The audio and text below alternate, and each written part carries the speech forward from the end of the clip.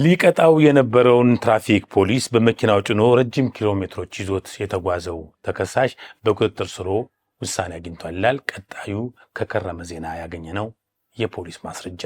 ከጧቱ 3 ሰዓት ከ30 ደቂቃ በሆነ ጊዜ ለትራፊክ ዝግ በሆነው መንገድ እየነዳ ገበያ በመግባቱ ትራፊክ ፖሊስ ጥፋቱን አይቶ አስቁሞ ሲጠይቀው አጥፍቻለሁ የምትከሰኝ ከሆነ ወደ ጣቢያ እንሄድ ብሎ ትራፊኩን መኪናው ላይ ካሳፈረው በኋላ በድጋሚ ያንኑ የተከሰሰበትን መንገድ በመጣስ አቅጣጫውን ለውጦ መኪናውን እንደ ጉድ እያከነፈ ትራፊኩን ጭኖ ይፈተለካል። ትራፊኩ በድንጋጤ ተወቅጦ አቁምልኝ በማለት እየወተወተው 20 ኪሎ ሜትር ተጉዞ አባይ ድልድይ ሲደርስ ትራፊክ ፖሊሱ ፊሽካ እየነፋ እጁን እያውለበለበ ከፍ ባለ ጩኸት የእርዳታ ምልክት በማሳየቱ ጠባቂ አባሎች መንገዱን ዘግተው በማስቆም እሱንም ትራፊኩንም ከመኪናቸው አውርደው ይዘዋቸዋል።